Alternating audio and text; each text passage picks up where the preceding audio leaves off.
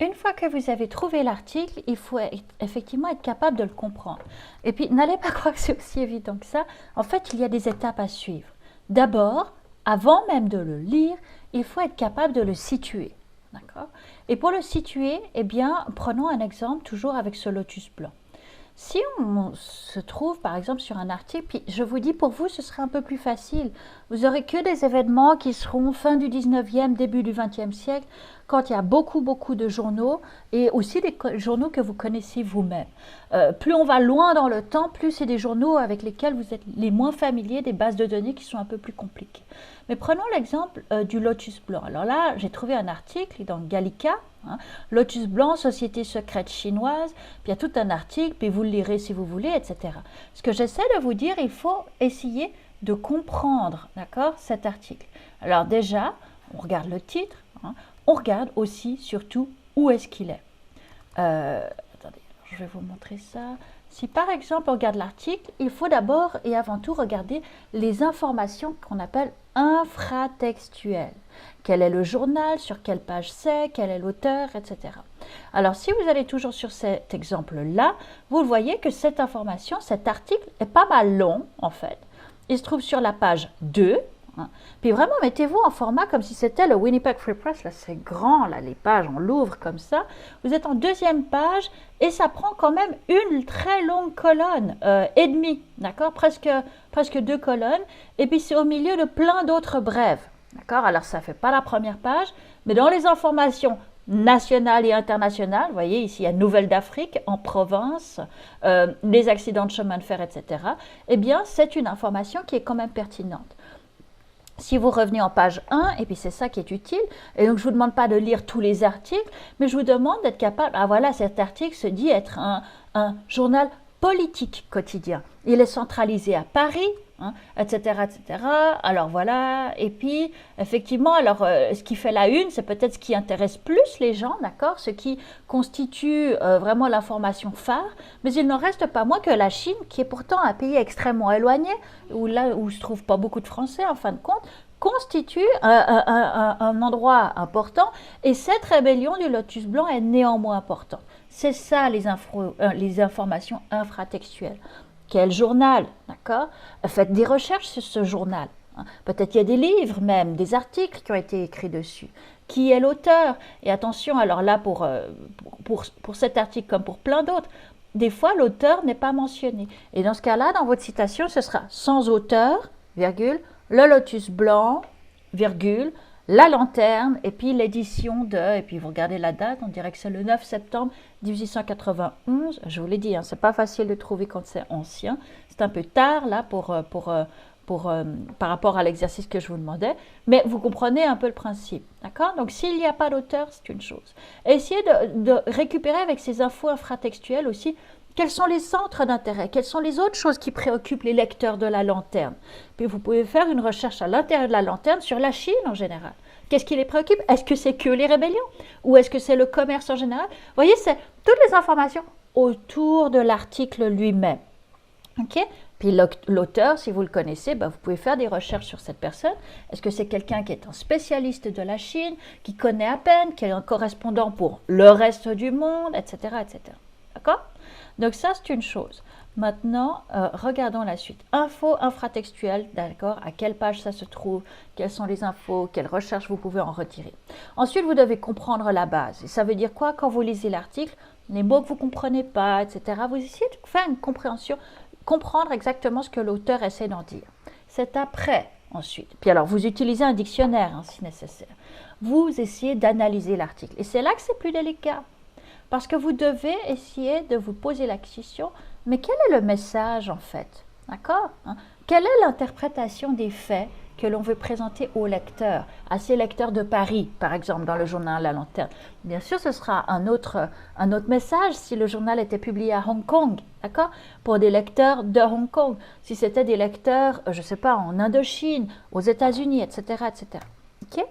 Quel est l'argument? Quelle est la structure du texte? Est-ce qu'il n'y a pas un effet d'argumentation quand on va du plus petit au plus grand ou vice-versa, hein, que l'on veut mettre en avant? Quels sont les exemples? Quelles sont les illustrations? Il y aura parfois des photos qui seront extrêmement éloquentes, des caricatures peut-être. Hein. Quels sont les événements, hein, les preuves factuelles que l'on veut utiliser pour appuyer l'argument. Et aussi, aller même plus loin, regarder le style.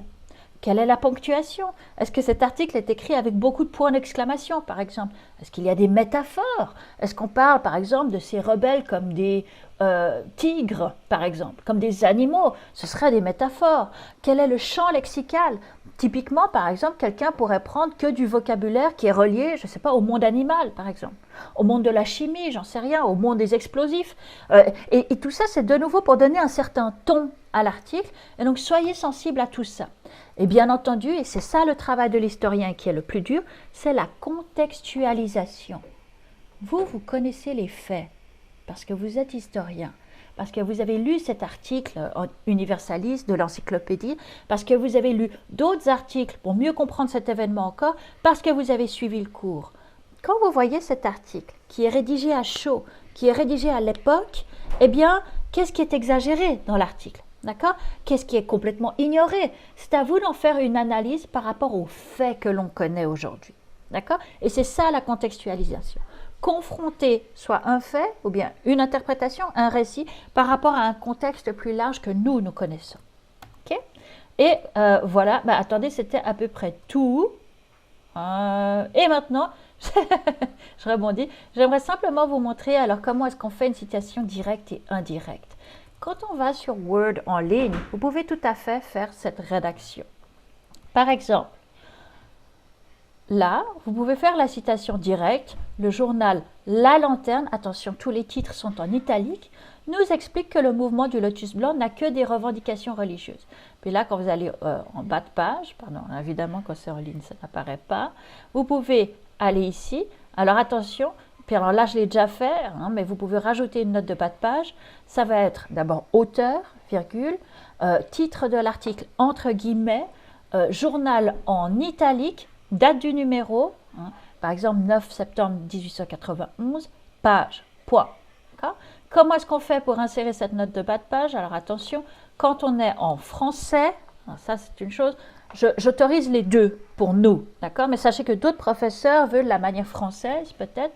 La note de bas de page est collée exactement à l'information qui se réfère. Alors vous allez ici, hein, et puis vous allez dans le menu référence, et ensuite vous allez pouvoir insérer une note de bas de page ou une note de fin de page. Ok? Donc typiquement, là, si je me mets là, j'appuie note de bas de page, et vous voyez, ça se fait automatiquement.